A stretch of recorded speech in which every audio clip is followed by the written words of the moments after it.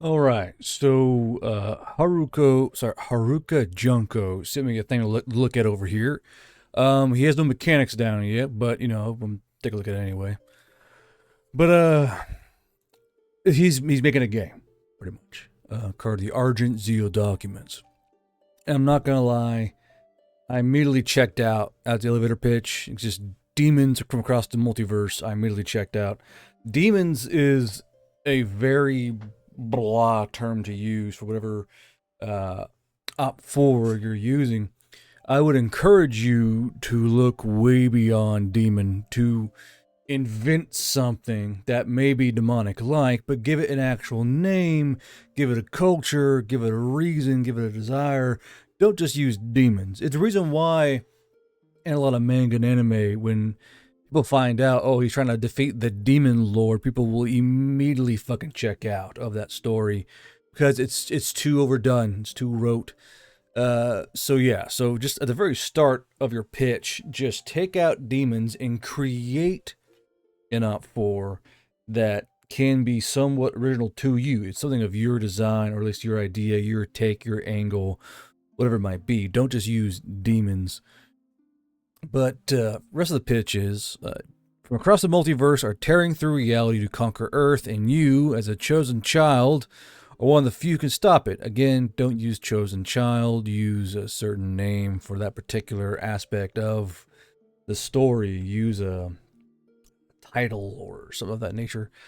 The hook, all players are the children of the remaining survivors in domed cities that serve as the final vestiges of humanity. These children work in the factories that produce parts and equipment that is used by the pack beasts. These children are sometimes a pack bearer, one chosen by the pack beasts to pilot them, becoming immortal in the act, only able to die in battle.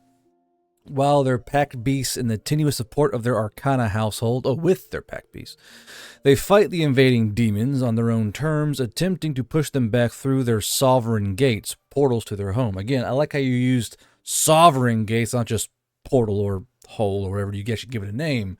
Names are important. Names kind of give life to the setting. For your hook, this is an okay hook. I'd like to see you expand on what the packed beasts on. Why are there pack beasts? What do pack beasts do? Where do pack beasts come from? Kind of touch on those to let the reader know what the pack beast is. Like, I'm reading this, I'm like, okay, pack beast. I don't know what that is. I don't know if it's a mech or a demon or a bio machine, biopunk machine. I'm not sure. I see pack beast, but nothing really tells me what a pack beast is or why these children are chosen for the reason why they are. So try and inject that into the hook to give the reader somewhat of a rail line to sit on to understand what it is that they do. Key terms: sovereign gates. He has it down here. I see. Yeah, don't have it down here. Have it up here. Have it in your hook. Whilst down here, yeah, but you could you're better off putting the pack beast key term or lore up in the actual hook, nothing else. Sovereign gates, a portal that the demons have used into our realm. These are large and stationary rifts that lead to the kingdoms of the other realms. Pack beasts, mixtures of machine and demon that are piloted to fight the demons invading Earth. Can operate. So yeah, I guess I would say go further into why these demons are different. So your setting is demons are invading, which is bad, obviously. Then you have these other demons and machines that are used to fight against the demons. Why are these demons fighting against those demons? Arcana household groups children are assigned to when they are put into factories based on the major arcana. Creatures from beyond our realm that come to fight themselves and us for our home, be it to rule over it or pick at Drival's resources. Pact. Metaphysical joining of pack beast and pack bearer allows both to communicate mentally. The pack bearer also stops aging and can only die from battle. Kingdoms, the realms beyond our realm from which the demons pour. Yeah, a little thing there, bud. Feudal gates. Smaller gates that tend to move, acting as forward bases for the demons. Spiral. Humans that die under certain conditions and have their souls pulled into one of the demons' realms to create more demons. Pack bearer. Children pulled from the factory floors, picked by their pack beasts to pilot them. Miasma. Lingering poisonous atmosphere that bleeds up from the sovereign and feudal gates. D energy. Energy executed by demons' cores, allowing for theoretically infinite energy to be generated, but with the added pollution of demon particles that can either mutate or kill people. Demon particles, not a good name. Figure out a different name for that. Demon core is fine, but demon particles is just, it's not very good off the tongue. He's covered in demon particles. It's not all that not attractive as a name. I would try and figure out something else if you could. Setting info. Children are used due to the fact that the blood of children helps bond the metal to demons and form the pact. Why is that? Not wanting to run out of children and sacrifice many at a time, the children of the factory's blood, sweat, and tears from working help solidify the bond and root out those who will be able to make the pact. The Kali Yuga. Now, I do like this part right here. I did kind of see this when I was reading it through. In the year 2045, two groups of nations found themselves at war. The Silk Road Alliance formed from China, Iran, North Korea, Pakistan, and Syria, and the Riyadh Pact formed from South Korea, Japan, Saudi Arabia, Vietnam, Taiwan, India, and the Philippines.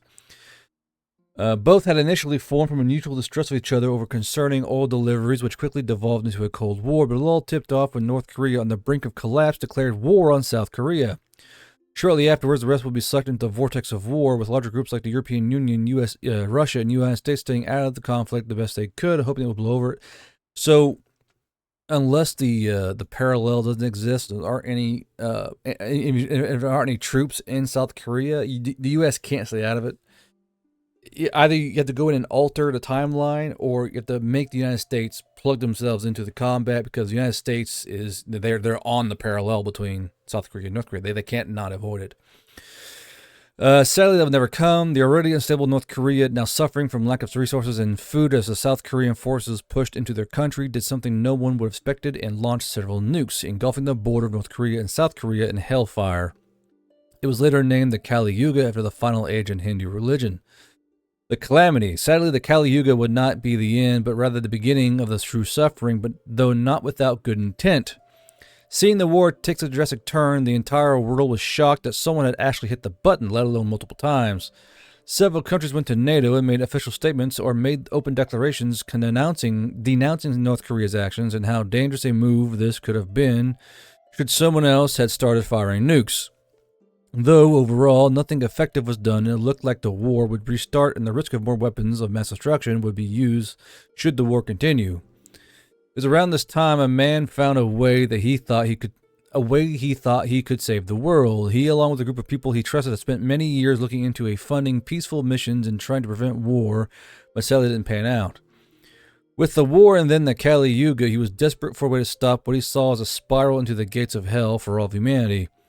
That's when his group found something, connecting pieces from various religions and ancient stories that seemed to link to a kingdom that would unite all people into one.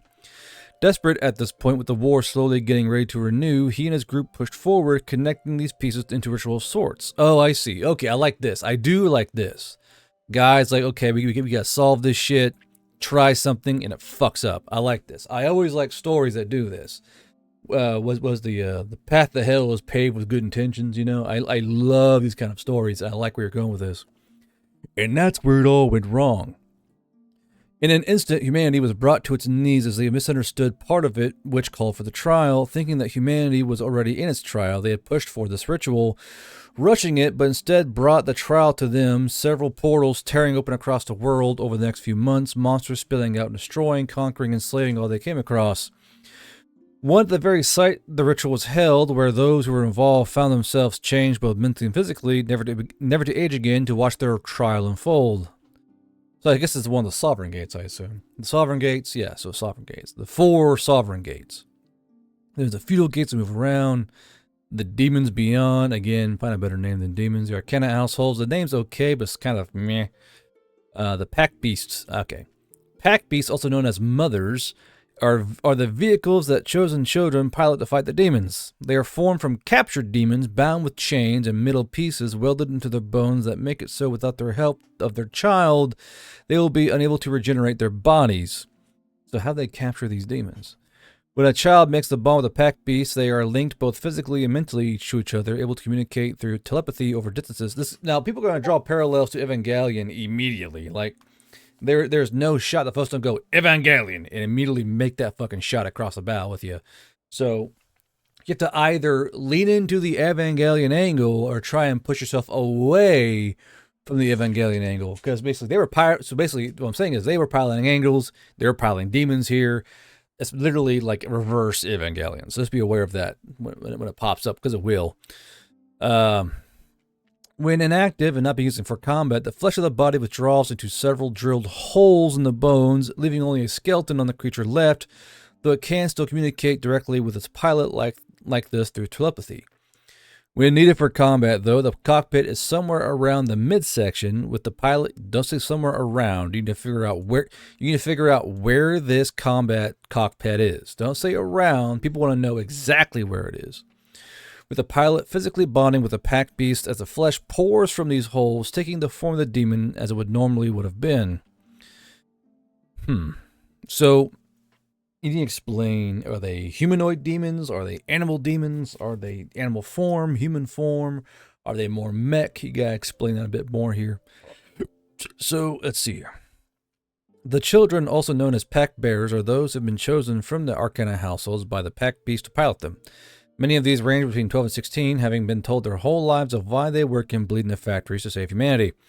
Many are sold into this new life with their family getting a reward for each child they have that can work in the factories. A little edgy, but it makes sense in terms of trying to survive and have money. So it's like a little edge, but it works. Let's see here. D energy. So let's see here. Art direction, more flesh than metal. Heavy chains are banded male across. Okay. The womb or center of the creature is the stomach, which okay, gotcha. What's the demon's agenda? The nine kingdoms. One kingdom sees to gain power from getting humans to worship them, taking form similar to that of gods and such of our realm. When I was thinking to put this one oh, I see, got you now. So it's like one who wants the humans, one who wants to destroy the humans, ones who are more tricky. Okay, I see that. Okay. Gotcha, now I'm tracking. Okay, so the main... Oh, okay, so you have bipedal, quadrupedal, arthropod, avian, and fish. Okay, so there are more mecha body types. Okay, it's down at the very bottom. So you have bipedal, quadrupedal, arthropod, avian, and fish. That's a lot of types for these demons. Fish demon, bird demon, bug demon, animal demon, human demon. Interesting. I mean, I guess, but you have to explain why there are so many types of demon bodies. Like that's basically nearly the entire animal kingdom here, except for like snakes and shit. But yeah, why are there so many demons? Why they're bipedal? Why they're quadrupedal? Are they from one of these kingdoms? Are they linked to a kingdom of some sort? Like what's the why is that? Okay, but yeah, so a quick overview. You got a good start. I like your creation myth. I like how your setting comes from a guy going, fuck, they're going to nuke each other. We got to fix this shit. You're going to try and fix it. And he opens a gate and that kind of oopsie daisies humanity. I like that. I do like that kind of, that mythos you have setting up. Everything else, I mean, it's very, very bare bones and rough. I think you should work on a lot more names. And as well, if you want to try and find a system that works with this, I mean, you're going to be piloting meat mechs in a way.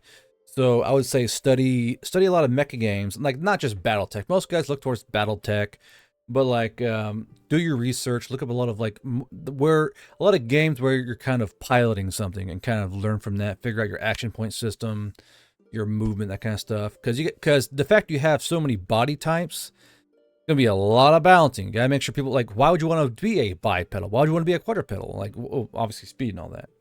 But anyway, so Haruka, if you have any more questions for me or anything you want to talk about, let me know. But I'm gonna post this on the page. And yeah, you got a good start, bud. And I am rather keen to see what you come up with next.